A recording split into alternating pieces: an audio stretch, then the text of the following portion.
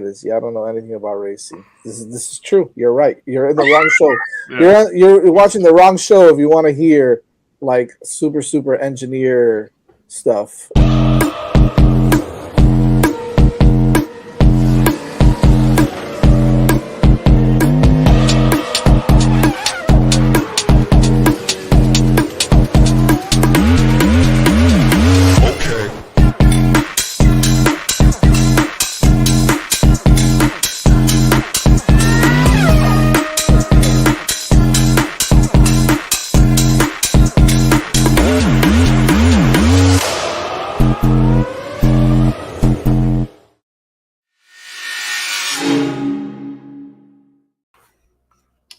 Hello, everyone. Welcome back to Hitting the Apex, joined by my guy, Evan. Evan, how's it going, man? It was a rough weekend. We could say it like that. It was a rough weekend. Yeah. Our boys overall underperformed, and then Lando just did to quote him, stupid. So I guess we can start by doing a little bit of review of the predictions. You had Max winning, Lando second, Oscar third, and Stroll in the top 10. That did not work out. I had Lando winning, Max second, George third, Oscar outside the top 5. None of that worked. Actually, Max second did. Carly had Max winning, Oscar second, Lando third, Charles 4, George 5th. Did Charles finish 4th? He did. I think right? He did. Yeah. He was got right one of those. And then Brandon had Lando, Charles, and Max. So actually, no, Oscar finished 4th because I know it was a rough weekend for you, but one positive for the Evan Sones cheering section there is Kimi Antonelli on the podium.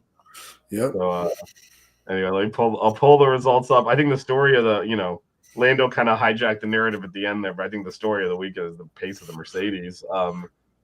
The unexpected pace, really. Yeah, because the big knock on the Mercedes was the ability to perform in high temperatures, and it was hot, and they performed. So obviously George Russell put it on pole, controlled the entire race, won. Max second, Kimi third, Oscar 4th, Leclerc 5th, Hamilton 6th, Alonso 7, Nico 8, Ocon 9, and Sainz rounding out the top 10. So I guess we'll let's just start with it. So obviously the McLarens struggled in qualifying. Surprisingly, Oscar finished only 3rd. Lando just completely botched it. Did not set his first lap because he went off. Then did another lap on that you said tires just to bank one, which put him in 7th. And then his 3rd lap was so bad it was worse than his banker lap. So he ended up 7th. So the qualifying wasn't there. And then obviously in the race, towards the end there, Lando hit Oscar. Fortunately for McLaren, it was just Lando took himself out, not Oscar, because if he'd taken Oscar out, I think there would have been a whole different discussion than the one we're having now. But I guess what was your overall take on the McLaren performance, Norris in particular, over the weekend? I mean, over the weekend, generally, the McLaren still looked pretty dominant. They looked pretty good. It was just when it got into those critical moments that everybody else seemed to shine a little bit brighter. We didn't really expect this out of George Russell. That car hasn't really been super competitive all year. It's been, up there, but more, right behind the McLarens and Max and kind of running with the Ferraris.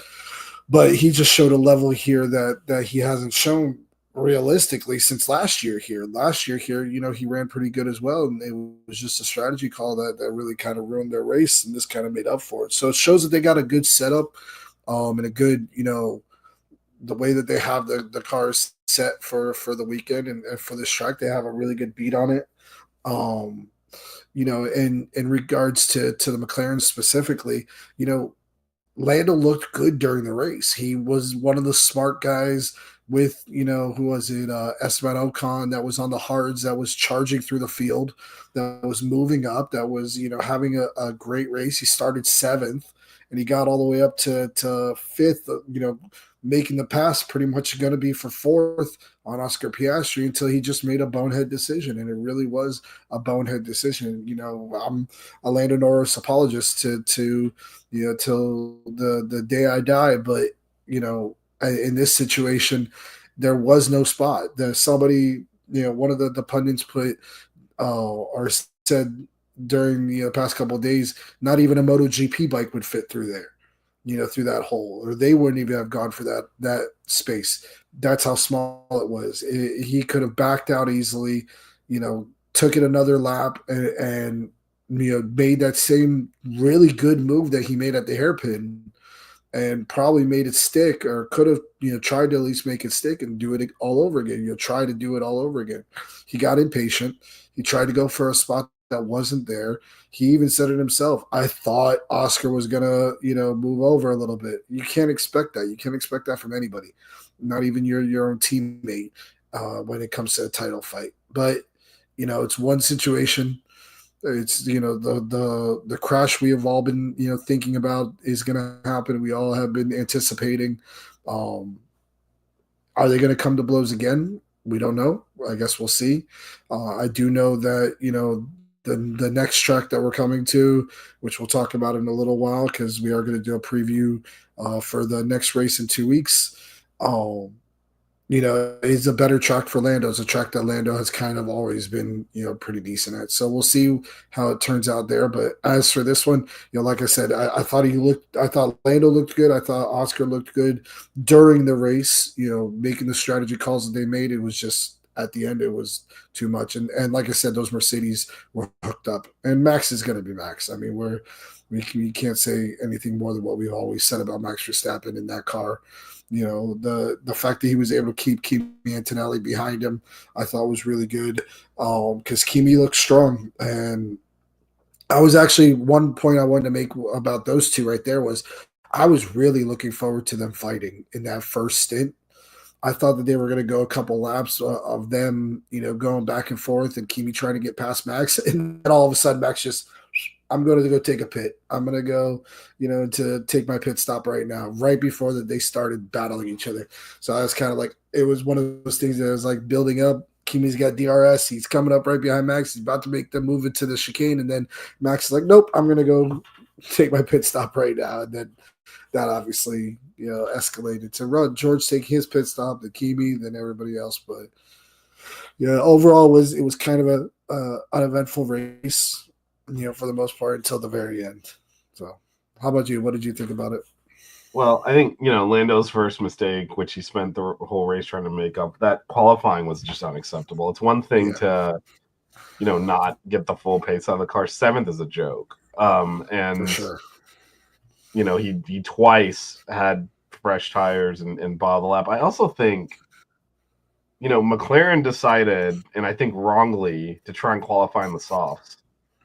And everyone else did on the. Now they had an extra set of mediums for the race, but one lap on the mediums wasn't exactly gonna destroy them. And I think it was the wrong tire for qualifying. I think that hurt both of their drivers. So I think that was a mistake. Everyone else qualified in the mediums, and I think that might partially explain why they were a little off, where we expected them to be. Yeah. But yeah, I mean, I think we saw both of the McLaren drivers driving. So I was like, Oscar is very conservative. At the beginning, he didn't fight Antonelli for the third. He just kind of let him through because like, I'm not going to mess with that guy. I have a championship to think of. And then later, he did catch him and kind of didn't try to overtake him. Just sat in his DRS a bit, then had to drop back because of overheating. It was almost like he was like, I'll sit in fourth and take my points. Whereas Lando has the opposite attitude. He's always going to go for it. He pushes. And that's why he's faster. Like, he's an idiot, but he's faster. And there was no – you mind, they're driving the same car. So, like, for him to erase the 5-second lead and get up to his gearbox, basically on – I think his tires are, a lap or two fresher, negligible. I mean, there was no reason that he caught Piastri. Other than he's faster than him, and then they both had DRS when he was going to overtake him. Like he's the quicker driver. He just makes these critical mistakes, which is why he's not in first in the championship right now. And I mean, because he did this, what he himself coined stupid. The initial move up the inside on the apex of the corner, the hairpin. What a spectacular overtake that was! And no one's gonna talk about that now that he 2 turns later just ran into the back of him. But I thought that just that whole sequence he screwed up, because after he does that, right now, obviously when you do that, you're gonna run a little wide, and Oscar kind of cut back on the inside. So now Oscar made a great move back on the inside too. Well, they're parallel now, right? Well, because Oscar can, because when you cut on the inside, you're going to naturally drift wider on the exit a little bit. But so then, actually, Antonelli talked about this. He wasn't sure who to give the toe to. He ended up giving the toe to Lando. So Lando actually got ahead going into the final corner, and he intentionally, in my opinion, broke early to set up. Because he knew he couldn't complete the pass there, although the way they judge this now, you're ahead at the apex. You could send it and make Oscar move. Oscar would have to back out. Those are the rules now. And he. But if you think about it at that chicane though, because it's so notorious for Rex, I wonder if in Lando's head he thought, if I'm going to fight him in here, somebody's going into the wall. Oh, I think so. I think he might have made that decision. Yeah, he made that decision. I'm going to back out. He would have sent it around the corner and said, "You got to back out. I'm ahead at the apex." But instead, he broke early. Oscar did not, so he had a better line out of the next corner, which is why he ended up running to the back of the. What I don't understand though is, so he does that. He breaks early. Let's kind of Oscar have that corner. Understand that Oscar's on the wrong line, because Lando was on the racing line. You want to be wide going into that. Oscar's on the inside, and that he'll get a better exit. The better exit, though, is on the outside. And if he had just driven the racing line, he would have, Oscar defended the inside because he almost had to because of his exit angle, because he was on the wrong line coming into the corner. If he just drove the racing line, he probably would have overtaken him around the outside. And why he decided to drift across the track and try to go, like you said, there's no gap there, but also that's not the place you want to be. Because even let's say they get to turn 1, you actually want to be on the outside there because it's an S. We talked about this last week when we were looking at the track map. Well, why would he even want to be on the inside there where he's going to lose it on turn 2? So if you look at the map of the Circuit de Jacques Villeneuve, or Circuit de Villeneuve, whatever it's called, there is kind of a kink. Gilles Villeneuve. I said Jacques. I don't know why I said Jacques, but there's a kink in the road. There's a kink in the track right there before the main turn 1. So realistically, if he would have been on the other side, like what you were saying, yes, he would have been on the inside for that kink, but then he would have been on the outside for the actual turn 1, which is kind of a hairpin-ish that then curves around into turn 2. So it's like a big S. It's not like an S like a chicane. So it's like a bigger S. So yes, he would have been on the inside for that kink, but then he would have been on the outside. And if you're on the outside of that turn 1, that's realistically where Oscar would have made up more time than Lando. He would have into turn 1, but then Lando's got turns 2 and 3 where he's on the right side of the track. But he would have already been behind Oscar by that point, because I don't think he would have fully been behind him, because he would have been in front of him into turn 1, so he would have lost that advantage. But Oscar would have had to get completely in front of him to get the racing line back. I think what Lando was probably thinking in that situation is he wants to be on the outside of that right-hand kink so he could be on the inside for the main turn 1. Yeah, I think that might have been what he was hoping. I think maybe what he was thinking is that Oscar was going to go to that inside racing line to be, hitting that apex on that little bit of that kink. And I mean, you can kind of see it. I mean, I'm sitting there watching the replays of the race and the replays of the accident, and I'm trying to justify it to myself, saying, "Oh, Oscar jinked to the left a little bit, and he kind of moved." The slightest of the littlest little touch of the steering wheel. He did actually. You know what? To your point, that was my initial take. Was Oscar just blocked him off into the wall? What's he doing? Yeah. And then before they really showed a replay, Lando's like, "My fault, stupid." And then you see the replay and you see, Oscar did jog a little to the left, but there was no gap there anyway. There was no like gap either way. it went from like a half a car width to a quarter car width. It was like never a full car width for him to go into. And then Which they is all why, tried like, to compare. Go ahead. No, you go. I was going to say they were trying to compare it to the Hamilton versus Rosberg situation a few years back at the same spot, having Button, a similar. But oh yeah, you're right. It was Jensen Button. Button. It was McLaren. It was McLaren again. It was McLaren. You're right. So it was Hamilton versus Button, and it was in the rain. But in that situation, they were rear wheel to front wheel. It was, the cars were literally side by side, and you could see Jensen Button actually moved over and hit Hamilton in that situation. So yes, it happened in the same spot, but it was a completely different situation. I think I do want to say that I think it was really good that Lando kind of came out and just straight up said, "Hey, from the get-go, that was my fault. I made a mistake. My bad." We all keep on talking about his mental status when it comes to his overall feelings about how he's been driving and stuff like that. That takes a lot for a driver to come out and not just immediately go, "Hey, there was a spot. I saw it. I could make that pass 9 times out of any race car driver is going to sit there and say that 9 times out of 10. For a race car driver to come out and go, "I messed up right in the heat of the battle, right when it all went down," that was kind of big of him. And I think that really shows a lot of maturity in his sense when it comes to how he's developing as a race car driver or as a driver in Formula One. Yeah, I don't think he had a choice in this instance, just because it was so he really ran into him. It's similar to the Hamilton Button incident, but the difference being Button and Hamilton tapped. There was damage to Hamilton's car. I mean, Lando hit hard. This was not.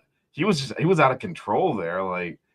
And like you said, Button and Hamilton it was wet, so you're already there's excuses at least. There was no excuse for what Lando did there. There was no gap to go for, and he just ran into him. And like I said, they're lucky that he destroyed his car and not Oscar's, because if he had taken out the championship leader with him, that his apologies wouldn't count for anything, because there would be a lot of anger at that point that he's let Max back in the championship. He's just damaged that. There's all sorts of implications if Oscar also gets taken out.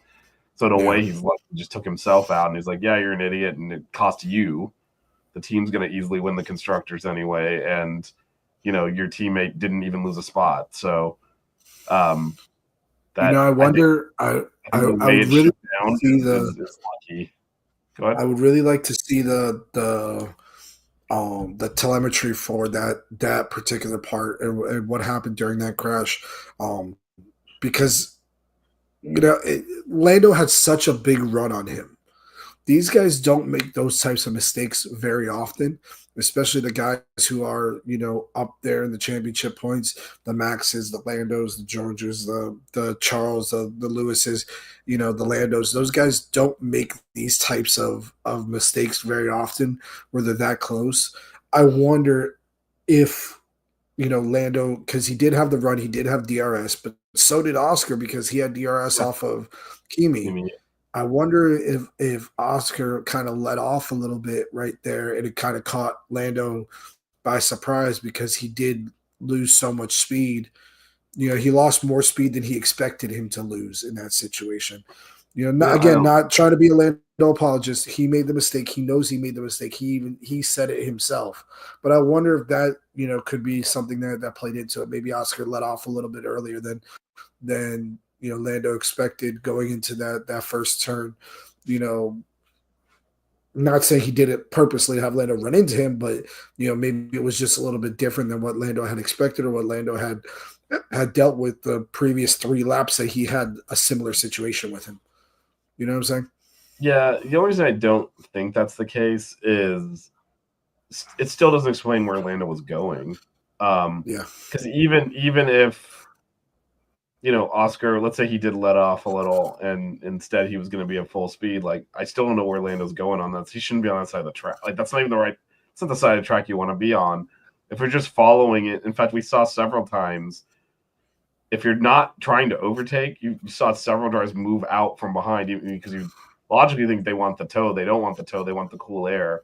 So we saw on that straight in particular, because it's such a short straight, people moving out of the way to not be directly behind the car in front of him to get some cool air into the car. So I don't know where he was going. Like I think you're right. It's rare to see those mistakes. I think, I hate to say this, but like it appears that all this is in his head now. The way the engineers were coaching him the whole weekend was kind of embarrassing.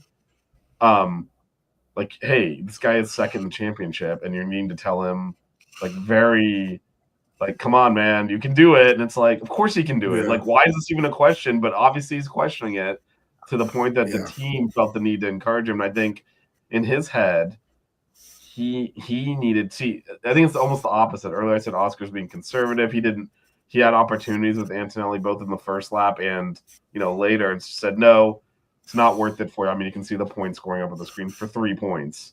I'm leading this championship. And I think Lando's the opposite. Not only is he in second, it's to his teammate, and he's thinking, I got to show that I'm the number one. I'm in this game here, and I'm going to overtake this guy. And he knew he had the car to do it, and he also knew he had gone for it at the hairpin, and he didn't. He almost pulled it off, but didn't quite pull it off. And he knows that that opportunity's gone. When they come back around the next lap, there's no way that Oscar's leaving the door open again. So he's thinking, this is my chance, and he did get a better – I mean, if he had kept the outside line, he would have at very least pulled alongside him, if not in front of him into turn one. He just took the wrong line. He thought Oscar was going to stick to the racing line. Oscar drifted inside, and then he was committed because he was like, I need to do this. Backing off and finishing behind Oscar was not in his calculus. Yeah, he wanted to be ahead of him. You know what? There's a lot of championship drivers. In fact, the guy who's won 4 in a row that's number 2 on this race has that same attitude. There's different styles of drivers, and there are some champions that I'm going to manage the course of the season, bank the maximum amount of points, and win. There's some that are like, I have to finish first every time, and those ones tend to wreck more and make more mistakes, and also finish at the top more. And I think his thing was like, if I'm going to win this championship, I'm going to take the spot from this guy. And he was committed to trying to do that. And I think, Max would have done the same thing. Yeah. Remember, even all those going way back, but when Vettel's first championship, remember how many times he crashed into Weber and stuff? Oh, yeah. I mean, it's just like, because big crashes. Turkey's the famous one. But, that's part, because he used the same attitude. I have to win. And, this time it didn't work out for Lando, but I think it's the same, in his defense, the same reason he even closed the gap in the first place. Yeah. I think if the roles were reversed, Oscar would have stayed 3 seconds behind, kept his car cool, and just coasted in to finish 6th. Yeah. Or 5th. 5th is where he would have finished. So, but Lando's not like that. He's like, I'm going to go past this guy. Yeah. And it blew up in his face, but that's also why he's quicker. So you can't have one without the other. All right, the other controversy was the after the Lando caused the safety car, there was a little bit of hijinks between Russell and Verstappen, where Russell allegedly, actually the telemetry would say he did not do this, but allegedly broke hard behind the safety car. Verstappen temporarily passed him, which is illegal, of course. And they both immediately got on the radio accusing the other one of cheating. Russell saying Verstappen overtook him. Verstappen saying Russell brake checked, which is not allowed. And then there was also an issue which multiple times Russell appeared to drop more than 10 car lengths behind the safety car, which is not allowed. So Verstappen was complaining about that as well. Red Bull actually ended up filing a formal protest against George Russell, which was obviously dismissed. But well, okay, so it doesn't help, Matt. We should provide some context that, on Saturday after qualifying, George was first, Max was second. And George says, well, I have an advantage because I have penalty points to play with, and he doesn't. So introduce that right there. And then it did. So obviously we talked about this last week, but if Max gets another penalty point either in Canada or now in Austria, he gets suspended for a race. So it did. So, of course, George introduced that into the lexicon of, hey, maybe we'll try to get him a point here. And then this happens. What was your take on this overall, this incident and how that played out? I thought it was kind of petty gamesmanship, I guess you could say.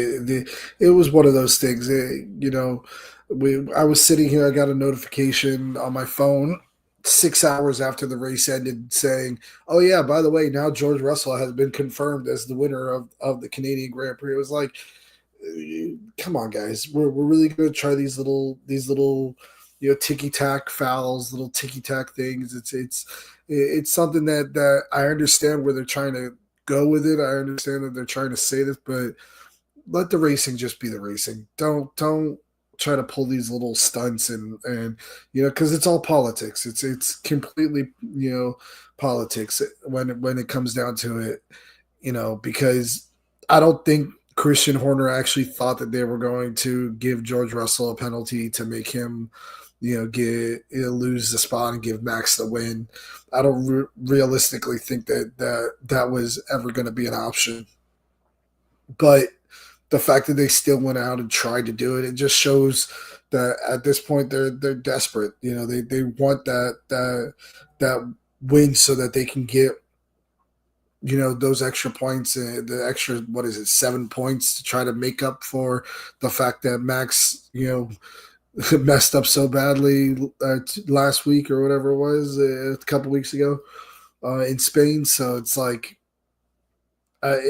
this rivalry, this is actually going to be probably the rivalry that we see throughout the years, the Max versus George rivalry, because obviously they don't have the car to compete with McLaren on a week-to-week basis. But that car is so good. So, like I said, it's kind of petty gamesmanship, and we'll see that throughout the year between them. We all know Toto and Christian Horner don't like each other at all. Like they are bitter rivals, even more so than I think the guys on track actually are. But Max and George have had their bouts now, and the past 2 weeks, this is what it's been. It was more physical in Spain. Obviously, it was them running into each other and colliding with each other during that last part of the race, and then this week it was gamesmanship during the safety car. So I don't like it just because of the how politicized it is, and the fact that it's them going back and forth after the race is over. Let them race on the track. Let them decide that. Yeah, and I think one of the reasons Red Bull protested, like you said, I don't think they actually thought like they were going to get Russell disqualified. I think they were playing defense a little bit. Like they were afraid that the stewards were going to look at that overtake, even if Mercedes didn't protest it, and say, "Hey, that's illegal. Here's a penalty point or something." And then, so I think it was a defensive protest in that, hey, we're pointing the finger at him. Yeah. Even if you say it's not technically his fault, at least don't penalize us. And I think it was probably more in that context. And also I think, again, he's still exposed for another race here. Avoid if it happens again, something similar happens again, that it's already been, looked at once. Yeah. And I think if George Russell were to somehow, this would take a very fluky turn of events, but he was just somehow leading the pack away under safety car again with Max behind him and braked again like that. I think he might get penalized because I think they've looked at it and they're like, all right, we're not gonna give you a time penalty or anything here, but I don't necessarily think he behaved himself. I will say the one caveat to that is I don't understand why this is still happening. So if you recall, one of the things with the going back to the infamous 2021 Abu Dhabi race, one of the things under the safety car is Max actually briefly overtook Hamilton under the safety car, and that was one of the protests that Mercedes filed, and it was thrown out, and actually probably shouldn't have been because he has no business being in front of the lead car. And one of the things he used to do and is still kind of doing, which they made this illegal, you cannot run next to the car partially that's leading in front of you. You have to be behind it now. Back then, they let you kind of pull up next to it, and he would always, to try and intimidate the lead driver, get in his mirrors and do all this stuff, and even prevent him from keeping his tires warm and all this. And that is also Bush League stuff, and he still does it. Like, why was he pulled out to the side, like jockeying next to Russell like that in the first place. Yeah. Right. And so like I think they're both at fault. Like I don't know why Max continues to be allowed to do that when they made it illegal. Like he's not supposed to pull up next to Russell, period. Yeah. Like, and he does it on purpose to try and intimidate the lead driver to try and prevent them from getting a good jump if there's a restart. In this case, there wasn't a restart, but and like it's illegal. And they continue to let him get away with it too. So in my mind, they're both idiots. It's a safety car. Be safe. You're screwing around here. You're gonna hit someone. Like these are dangerous machines. Like it's a safety car for a reason. Follow in line like you're supposed to. And wait, if the race restarts, then restart it correctly and then go racing. Like I don't understand what they're doing. Like the safety car is not the mess around time of the agenda here. Yeah. I mean, you got to think about it. These guys some of the stuff was happening in the pit lane with all the people. Like, what are you doing? This is not a joke. I know they're so comfortable in the car that it feels like a joke to them, but those things are dangerous. And if the safety car's out, it's because conditions are not safe for you guys to be screwing around like this. Yeah. And we've had, they have to give penalties out then. No, I mean, yeah, I think I hope they get both guys. I don't think they need to do it this time. I think it would have been, but hopefully they got warned and like we get race directors notes next time. Hey, anything like this, we're gonna give you a penalty. Yeah. Because like that whole this whole and they're not the only two that do this. This whole like people trying to play games under the safety car, and because again, this is one thing Russell was doing. Remember we talked about the 10 car lengths. Yeah. So the other rule that was in play though was the delta, because there were yellows too. Like that sector to the pits waved yellows. So while they all complained the safety car is going too slow, for under a yellow, it was actually going too fast. So he was actually not doing anything wrong in that sense because he's actually on the radio saying this, like, what do I do? He actually was asking his engineer, if I go within 10 car lengths, I'm going to go over the yellow flag delta allowed time. So they said back up, go past the timeline, because again, it's not continuous speed. They take like 2 sectors and average your time over it. And so that's why, like, coming out of the pit, since that's where the yellows were, because that's where Lando's car was, he dropped further back, and then he immediately caught back up. So it was actually because he had to break one rule. Either he was going to go too fast under the yellow, or slow down too much. Yeah, yeah. So he kind of had that option. And so he did, and I think justifiably, the yellow flag, it's because there's people in the area. You follow that, and that's bad on the safety car, by the way, for not going too fast. But my overall point there is because of the way they do that measurement on the times, these guys are all screwing with this. I'm gonna back up and then accelerate and try to like time it exactly right in case there's and it's just like, what are you doing? Yeah, it's a safety car. And it's just like they're all screwing around under it. And it's I don't know. I just feel like, safety car is a safety car for a reason. They all screw around too much on it. Well, I mean, the only way that they're ever going to be able to really regulate something like that is all these cars, they have what's called a pit lane regulator. So when they get in the pits, they slow down to a certain pit limiter is what it's called. They get down to a certain speed. I think, what is it, like 55 miles per hour or something like that, or 65 miles per hour. And then they hit a switch on their steering wheel, and it'll hold them at that specific RPM to keep them at that, at that speed so that they don't go over it. And then once they get past the timing lights out of the pits, they release it, and the cars basically goes back to normal.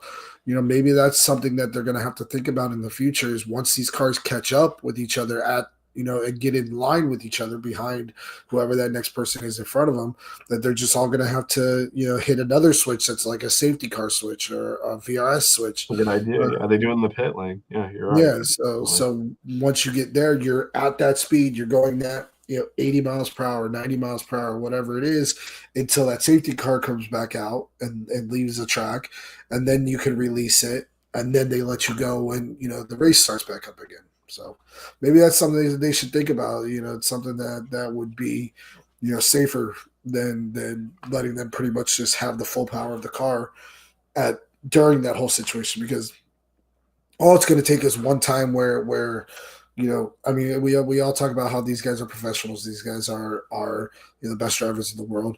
It doesn't mean that people can't make mistakes. What happens if one of these guys accidentally, his foot gets stuck on the throttle, or the throttles get stuck open while they're under, yellow or with the safety car out, and somebody could get hurt. Something like that could happen. But Yeah, and I mean we've seen them crash under not because of stupid stuff like we're screwing around trying to like fake overtake and all this, but just like they lost the car and we've seen crashes under safety cars without this. yeah, So like I mean it would be really tragic if someone got injured because these two idiots are doing whatever it is they were trying to do over there. exactly. With a race that, by the way, is over. You're just circling the track a few times. The race is over. Yeah. It's not Yeah. even like there was no Yeah, chance they were yeah. going to restart. It's just like just circle the track and take your spot. Like I don't know what you're doing.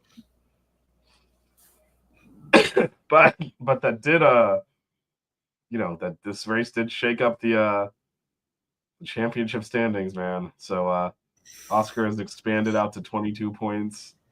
Lando's 21 up on Max.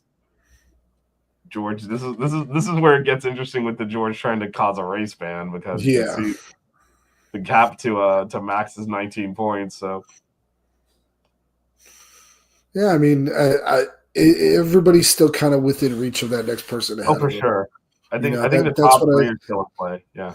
Yeah, even the top four, realistically, I don't. they're all I mean, I'd within have to that see 20. more from the Mercedes car Yeah, to like if they can do this again in Austria and like it's actually like that, then yeah, they're in play. George is in play. yeah, and I mean the thing with him is though he's been consistent throughout the year so far. He has been in that top 5, top 3, range pretty much throughout the entire year. Even though this car, we're saying is not as competitive as it has been in the past. He still has been up there. He's been in play at least with those top guys. Which is why he's again within 20 points of the next guy ahead of him.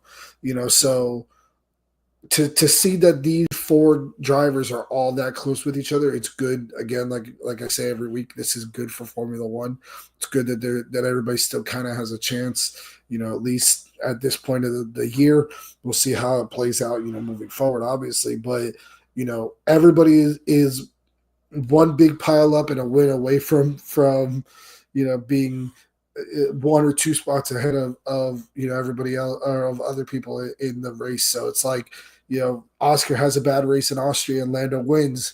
Lando could be right back up there with him. If Max wins that race and Lando and Oscar are in 7th and 8th because they are even lower because they wrap each other around, or they knock into each other going into the hairpin at the top of the hill in Austria, like how Lando and Max did, then Max is gonna be up there, getting closer to that number 1 spot. He could even potentially be up, past Lando in number 2, if something like that happens. So it's one of those situations that there is a lot to still play for in the Formula One championship. At this point of the season, what are we now? 12 races in, 11 races in, something like that. Yeah, no, it's more than half the season left. So that's always a good thing. Yeah, I think the one of the factors, this is why I say I think it might even just be the top 2 in it, unless another car can consistently beat the McLarens. It's going to be hard because this isn't even like a situation where Max is like dominating because he's Max, but the Red Bull's actually not better. Like the car is so far the McLaren looks to be the best car still. Yeah. Which means that race by race they just fall further behind. So like I think it's hard to see really Max or George winning the drivers, but I mean, they're in play, but I think it's a long shot. If it was just Lando up there, he could probably screw up enough to let one of them in it, but it's got to be both of them. Yeah. Now, with that said, we had another. I'm not even just saying that though. I'm not even just saying that though. To wrap it up, I'm not even just saying, somebody else could win the championship besides the McLarens. I think it's kind of pretty much consensus with everybody at this point that one of those two McLarens is probably going to win the championship this year. But at least there's still fighting, or there's still other people who are up there enough to where it's not it's not a what's the word I'm looking for? It's not unrealistic to think that they can still compete with them. It's not like there's other drivers who aren't sitting there like, oh, we still could technically have a chance. We didn't think that Lando was going to be anything for Max Verstappen last year until the halfway through the season when that car, took off as much as it did, and he started, really moving up towards him. And then there was a point in time there where we were all sitting here thinking that there was still a chance for Lando to be able to catch Max.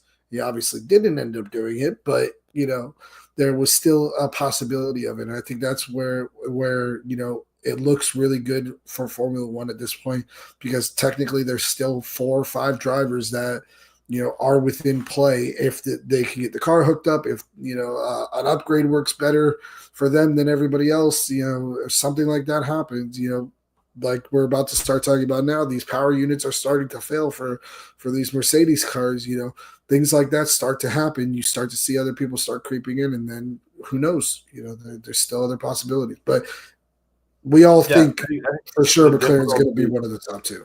Yeah, I think that's the difficulty, right? It's the two, because last year it was just Max, right? And that car was not as good as Max was making it. This is almost Lando's kind of underperformed that car to be 21 points up on Max at this point. So, yeah, it'll be tough to see like that they're not consistently at least like one in the top 2. And it's hard for me to see one of those two not winning it. But that said, you mentioned the Mercedes power units. Albon's went this time, although it didn't really. Yeah. After their management of that race left something to be desired there. Whew. Yeah, just tossed it right out the window.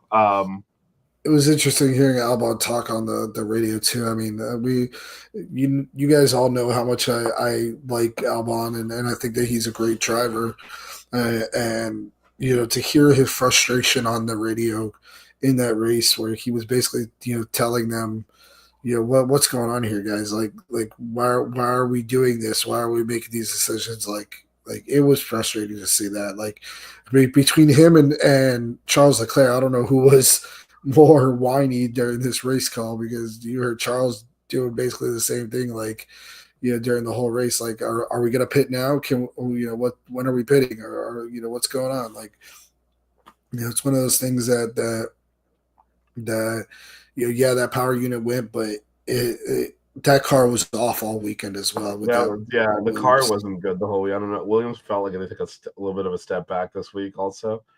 Obviously, Sainz got screwed in qualifying when he got blocked on his flying lap, but he also was not like he was trying to scrape into Q2. It wasn't like he was putting up strong times before then, like you mentioned. Albon, they screwed up the race strategy.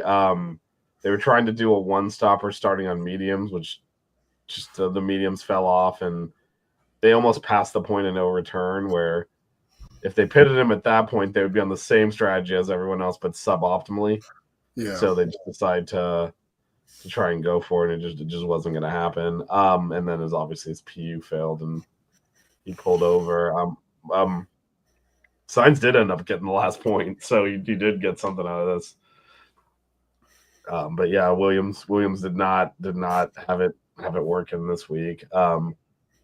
So these are your constructor standings again. I think the top is pretty much decided. Now Mercedes, did overtake Ferrari again this week, so they got that.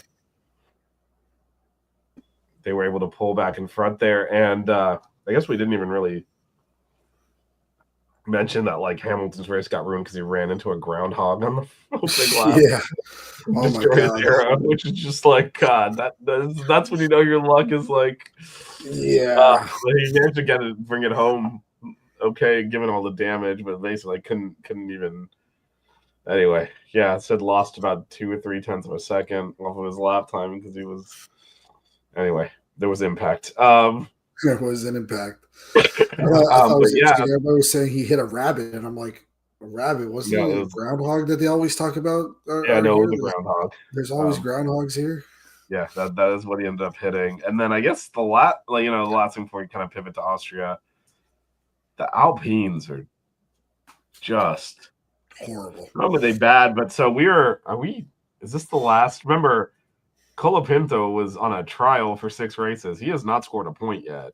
No. They threw Duhan out for the same thing. I don't know where they're going. He's not looked good at all. Duhan didn't look great either. The car is terrible. I don't know. And one thing, we don't, because the Racing Bull power unit, whatever the hell they're calling it, the Red Bull is actually just the Honda. It's a good engine. The Ferrari has a good engine. The Mercedes has a good engine. We don't really talk that much about the engines. The Renault engine's garbage, and they are seriously down on power from the rest of the field. Like, it's not that they're the three are clustered in one group, and then there's just one manufacturer with a really weak engine, and you can see it like on the straights when they're trying to, like they're trying to overtake. Like, I don't have the power to do this. Even with DRS, I don't have the power. It is. I mean, it's really telling when you are a engine supplier and nobody wants your engine. Yeah. I mean, there's teams like Haas that are trying to save as much money as possible, that are doing their best to basically run a team that is on a shoestring budget as much as possible. Same thing with Sauber, with Kick. Both of those teams are running on basically minimal staff, minimal budget, minimal everything, and they're like, no, we're good. We don't want that. We don't want your engine. It would probably save us, $250,000 a year that they would be spending on, or that they spend on, the Ferrari engine. They would probably save that on getting a Renault. But no, we're okay. We'll spend the extra money to get a different engine than what you're supplying. That's how bad that engine is. I mean, it's horrible, and it's really hard to see because of the history that team has. I remember when that the Renault team was the team to beat. Was Fernando Alonso and those yellow Renaults with screaming those baby blue, yellow and yellow Renaults screaming down with the V10s that just sounded amazing, and just flying through Abu Dhabi at night and just listening to that car. There's clips. There's a clip on YouTube of Lewis Hamilton doing an interview and stopping mid-interview to go, man, that car just sounds so good. And it was that Renault from, back then that was on the track during that interview that he's just listening to because it was an amazing car. And they've just fallen so far. And I mean, it's sad to see it. It's hard to watch. Yeah, no, they've yeah, that's why they're not going to do engines anymore. I mean, it's come to that. Yeah, but this week, or not this week, but next race is one of my favorite tracks, actually, Austria. It is Red Bull's home race, the Red Bull Ring. Evan, your thoughts on this track? Just like you said, it's a great track. It's one of my personal favorite tracks to watch races at, as well as to watch races on TV. Obviously, I've never been there. I'd love to go one day, but it's one of the best tracks that I've to watch different races at. I'm even going to go so far as to say it's one of my favorite tracks to play. I do sim racing, as I've spoke about before, and this is just one of those tracks that it's kind of got a little bit of everything. It's got some slow speed spots between 5 and 8. It's got the high speed spots between with 9 and 10. Even going into turn 1, that long straight between 1 and 3, going into one of the most iconic turns in this type of track. A lot of the iconic turns that we talk about are at older tracks that this track was built in the 70s, but we're talking about like Monaco or Spa with Eau Rouge and Radion. That turn one or that turn three at Spielberg, going up the hill with DRS between two, which is basically just a straightaway with a kink in it, to go up to that hill, and then basically these cars have to come to a stop in order to turn and then come right back down the hill down to four. It is a beautiful sight, and it's a beautiful track to see on TV. And it makes for great racing. You got those three DRS zones right there, one after the other after the other. It just, it's a fun track. The only issue I've always had with it is that turn 10. Those cars always get a little squirrely there. We've had issues in the past with the cars going off the track and losing times during qualifying and stuff like that. But I think they've kind of fixed that in the past couple of years. They wind it up a little bit. The drivers are a little bit more knowledgeable about it and a little bit more hesitant with it. But I mean, it's a fantastic track overall, and it always provides for great racing. Yeah, the whole track. This is the infamous track limits debacle track where everyone got penalized a couple of years ago. Like, all right, everyone's over the track. It was a question of who had more than one track limits penalty. It's like, it's probably not the right way to enforce it. Yeah, no, it's well, 9 into 10 is interesting. If you ever get a chance, I don't know if you have, or if our listeners, anybody has the Formula One game or any of these racing games, going through 9, you're going downhill, and then it basically falls off going into 10. So that last corner really is probably a good 15, 17, so 10 to 15 foot elevation change just from like the middle between 9 and 10 onto that start finish line. So that's really where they have that momentum coming through that spot. You're in fourth or fifth gear in these Formula One cars doing about 150 miles per hour going through 9, and then you're having to slow down going downhill into turn 10. It was very difficult for them with these newer cars, with the way that they're creating downforce, to have to slow down that much. That is what was pushing them wide for so long. And I mean, our boy Lando was one of the guys that got caught out a lot because of it. I remember it was 2 or 3 years ago that we had that issue that you were just talking about.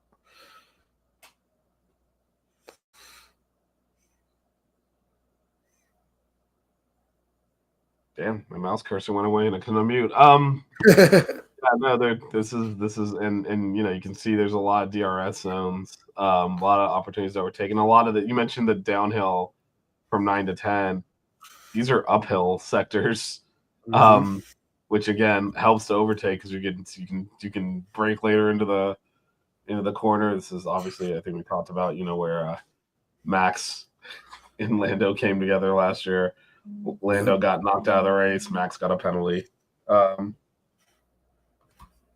So yeah, we'll see if there's more fisticuffs this week. This race, since it's a couple of weeks out. I've been looking. I've not seen the tire selection, so we'll see if we get more information on that. But overall, last year I think it was a one-stopper, right? I think this has traditionally been that. Can we just say, though, going back to tires, I think it's time to just say we're done with these C6s.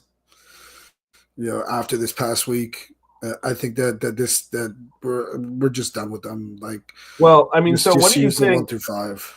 Well, what do you think? Do you think that they got the intended purpose out of it, though? Because I feel like they were trying to force more difficult strategy calls, and No. I think they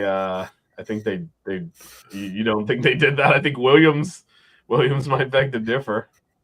Well, I mean, the only good strategy thing that they got out of it was people are using different tires during qualifying.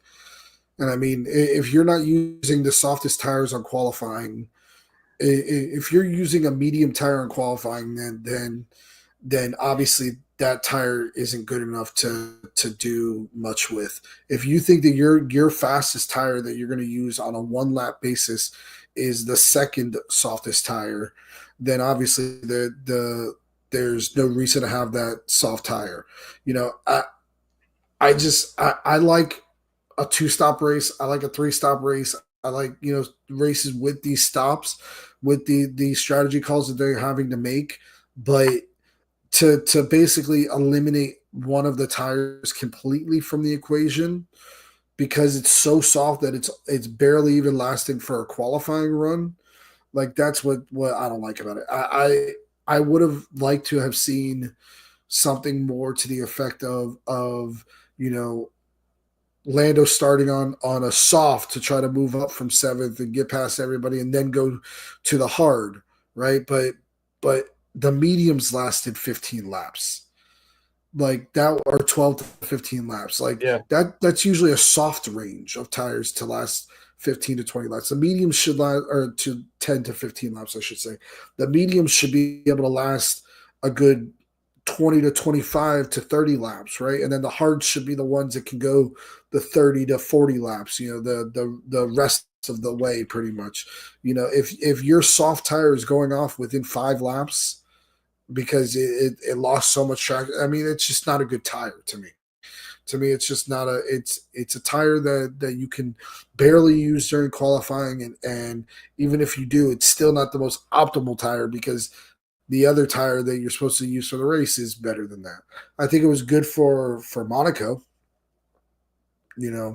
but other than that, I just and we've seen issues yeah. with this tire throughout the rest of the year.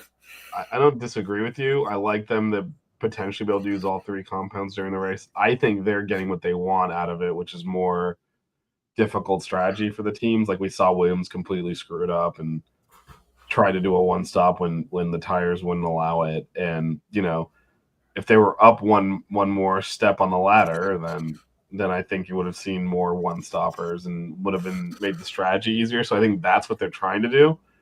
But to your point, what's the point of having a tire there if you can't really run it? They might as well just bring two compounds and say just use these.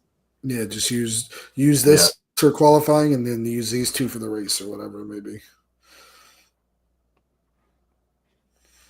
But I think tires wise, at least for this weekend coming out or the next in 2 weeks when we go to Red Bull Ring, it's going to be further down in the range. It's got to be. This is a track that they've ran before. Last year, I think that they were probably the C2 through the C4 or something like that. I wouldn't expect anything different from that. This is a track that's known, to track that these cars have shown their pace on and the point that you see is like even Carlos Sainz has the fastest lap in 2020, so it's within the last 5 years. Pirelli knows these circuits like this a lot more than a lot of other tracks. So I guess we'll see how it plays out. What's the weather going to be like? I mean, I know we're 2 weeks out from this race, but is there anything up there for that? No, they hadn't defined the tires yet. Last I checked, so No, I was saying the weather. Oh, the weather. Yeah, no, I mean it says this might rain on Saturday a little bit, but well, it's too. This is actually one where there's usually it's weird because it's surrounded by mountains, so it tends to block out the rain, so it always looks like it's about to dump ass on the track, and it never really does. Yeah. So it's an interesting geographical area. So my guess is it'll probably be dry. It usually is. Even though it usually is ominous and everyone's like, there's clouds, it's going to rain. I'm like, no, it's not. The mountains block them out. So it's an interesting location. Yeah, I wonder how Red Bull's going to do here. We saw how Max and Lando were battling last year. Obviously, he doesn't have the car this year to really be up there consistently. But, again, this is their home track. So, it's not his home track, but it's their home track. Yeah, no, and he talked about that in the post race. This is a different track for them. It's their home track, so they're ready for this race. So this is let's see if I'm interested to see what the Mercedes do as well. So what are you looking forward to in this race? Again, we got a standard schedule, so your normal European weekend schedule, but I guess what are some teams and drivers you're looking out for? Well, I mean, we've said this, coming off of races like this where Lando does something bonehead either during the race or during qualifying. I want to see how he's going to bounce back. The good thing is this is something I've said before. I've said to you before the show today. This is a track that Lando is good at. It is the spot of his first podium. It is a track that obviously he's been up there fighting with Max last year. This is a track that he's fast at, and we know that he's fast in that car. There's no question about the fact that on perfect conditions, him not making any mistakes and not messing up, he's faster than Oscar on just pure pace. And this is one of those tracks that I think that he is comfortable enough with that he's not even going to have to think about driving around, that it's just going to be him basically in the zone, and hopefully we'll see the best version of him possible, and see again how he reacts to all of this. What would really stink up the place is if they end up having engine issues here or something like that while he's up there doing. Yeah, they're the one. Really They're good. the one Mercedes team. powered team that has not had an engine problem. Mercedes Exactly. themselves has, Aston Martin has, Williams has, but they've somehow, they've been lucky about it. So knock on wood, hopefully they can stay out of that situation happening. But I want to see how he bounces back from it, and I want to see how Mercedes does overall, showing that they did have a good weekend this past weekend, that George and Kimi both were up there on the podium, and that this was, we didn't even mention the monumental fact that, Kimi Antonelli had his first, podium as, Mercedes driver. How is he going to play off of that? He had a really rough, kind of 3 or 4 races right before that, and then he comes out in Canada and gets on the podium. So congratulations to Kimi Antonelli for that. So I want to see how they look, coming into here, and then the expectation is that Max is still going to be up there racing and battling for the win, because it's Max and it's Red Bull Ring, and can Yuki come up there and kind of join up in the battle, or is he going to be still stuck back in, the 10th, 11th, 12th battle back there? So we'll see how it all plays out. But overall, I think it's going to be a great race. I think it's going to be, something exciting that we'll be talking about, because, last year we couldn't stop talking about this race, enough, or we couldn't talk about this race enough because of, all the drama that happened and the great battle that we saw all the way up until the collision between Lando and Max. We were talking about how fantastic that race was all the way up until basically the end of the year. So I expect it to not disappoint. Yeah, and at the time, Max had such a big lead in the championship. It didn't really feel like that ended up being very big as McLaren started, car eclipsed the Red Bull, and Lando started closing the gap, and you realize, that was a 30 points in that accident that Lando lost out on. Instead of winning the race, he DNF'd, and Max still scored points, and it was like, oh, that actually mattered a lot. At the time, it looked like it affected the race, but wouldn't really obviously matter for the championship, and it kind of did. Yeah. Yeah, I'm looking at definitely see if the Mercedes can bring that pace with them again, if it was a one-off or not, because they have to, again, it's surprising, like, for these teams, how many of them don't have 2 capable drivers. They do. Yeah. So, like, they can really potentially throw a whole wrench into the championship if they're able to. Let's say the McLaren is still the fastest car. If they're able to put themselves between Max and the McLarens, he's going to fall way out of the championship real quickly. Oh, yeah. He's got teammate support. Like, I wonder how long Yuki's going to be hanging around not scoring points. And then yeah, I'm looking at that. I'm looking at the Mercedes, looking at the second Red Bull driver. Like, I don't understand why it's so hard to even get into Q3 for this guy. And Liam Lawson was the same thing. So I don't. Yeah. I know that Max is driving the car and putting it in places it doesn't belong, but still, you got to be able to get it. It's tough. Right. It's not worse than the Racing Bulls, and they should not be performing worse than the junior team. Yeah, that's for sure. So that one, and I'm curious. I know Lance Stroll stinks, so it's hard to get a read off of him. But Alonso scored in 3 consecutive races and seems to have some pace back in that Aston Martin. So curious to see if they continue to to bring that forward. And again, they're getting a lot of money next year, and be interesting to see if they just continue to advance there on the next platform with the Adrian Newey and the maybe they're a step forward. Honda engine. Yeah, Honda engine. So yeah, looking at that as well. Obviously in addition to the McLarens. So it is prediction time, Evan. So for those of you in the chat, your top 3 and a surprise selection, Evan, go for it. I'm gonna go. I know I went Oscar last week because did I go Oscar last week? No, I went Max last week. That's right, I went Max last week because remember it was the big surprise that I thought Max was gonna win. And you had Max, Lando, Oscar last week. Yeah. So I'm gonna go with Lando this week. I'm gonna give my confidence to my boy. I've been talking about this, all this time. I think he's really good at this track. I think he's going to come out hopefully with he's got a week off. Take this break, refocus, see if you can get yourself set up. Get himself ready for this, and then come out and just kind of use this race as one of those situations where he could turn his mind off, just come out and race as hard as he can, and get out there and win. I'm going to go Max second and George third.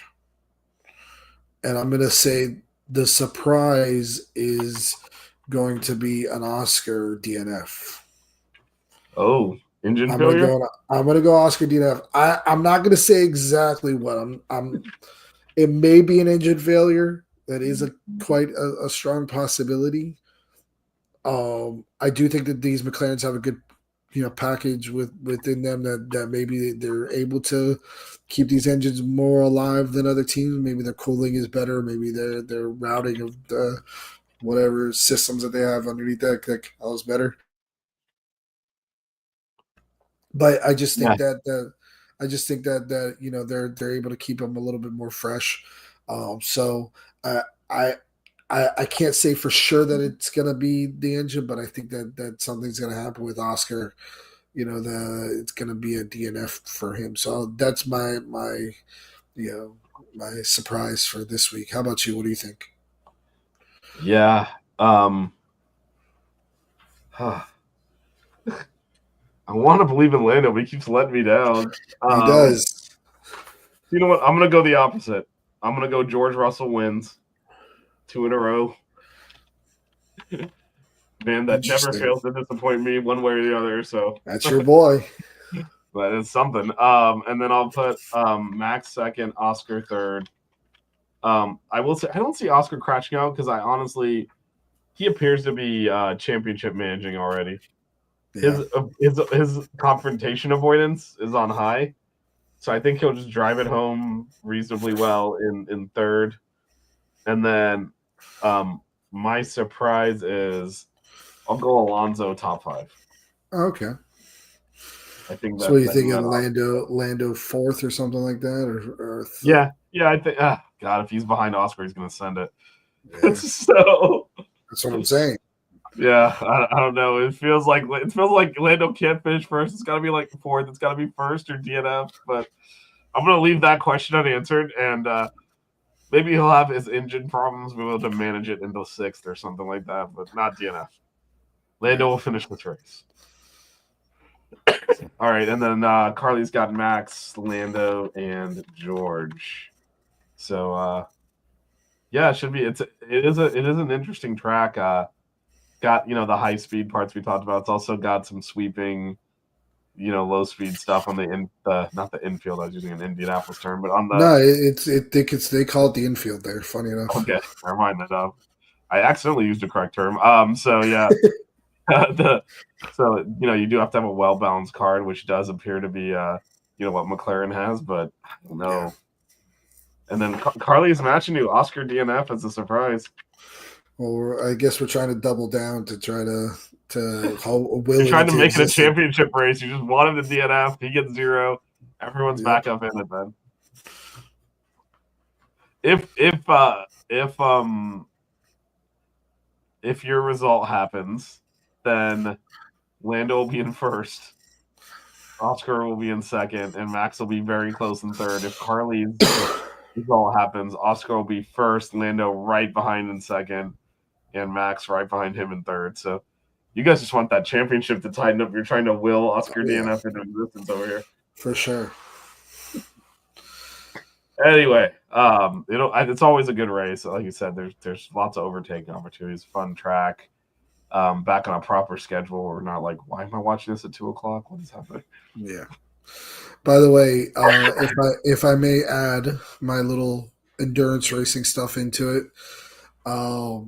there was a Formula One connection. Like we talked about before, Robert Kubica did win the Le Mans 24 Hours in the Ferrari this week. It's Ferrari's third in a row. It's the first from Ferrari's customer team that they won, and like I said, it was Robert Kubica, who I think we all know and love from Formula One, and he was a great driver who was somebody who we all kind of looked at as the next big thing in Formula One until he had a horrific accident. I think it was in rallying. He actually had an accident. He messed his hand up. Yeah, yeah, that he kind of fell off after that. But he was somebody that we all kind of were in the mid 2000s. If you were into or early 10s, I guess it was. Yeah, and I believe his one race win was at Canada. I think. Yeah, I think it was as well. But he did win, like I said, in Le Mans this weekend, as well as there was an interesting situation. So I didn't get to mention this last week because they hadn't announced it yet. But the whole Stroll situation actually affected the Le Mans race. So Cadillac had to pull in some extra drivers from the Formula One grid because they were going to use Felipe Drogovic is one of the Cadillac endurance drivers. So because he was the backup for Lance Stroll this past weekend in Canada, they needed him to be in Canada just in case Lance wasn't going to be able to race. He wasn't able to race in the 24 Hours of Le Mans. So that was an interesting situation that had happened. They were talking about it during the 24-hour race, which, again, was a fantastic race. So I hope that some of our listeners and viewers got a chance to at least watch a little bit of it. I know Vish probably didn't watch any of it because that's how he is. He doesn't like endurance racing. I need my races to be 2 hour time limited. Well, you should have just watched 2 hours. You should have just watched 2 hours of the race at a time. But anyways, it was a great race. The team I was rooting for came in second, but they were fighting for the lead the entire race, and it was really fun to watch. So looking forward to a couple more big endurance races these next couple of weeks. So, but besides that, you want to close this out, Vish? Yep, we'll see you in a couple of weeks. We'll recap Austria, and then at Silverstone after that, another great track. So we're hitting some good ones now. We'll just end on Let's Go Panthers. Bring home the cup tonight. Oh yeah, for sure. Watch it in a couple of weeks. I'm about to go downstairs and watch that right now. Yep. All right. We'll see you all in a couple of weeks. Go Panthers. Go Cats.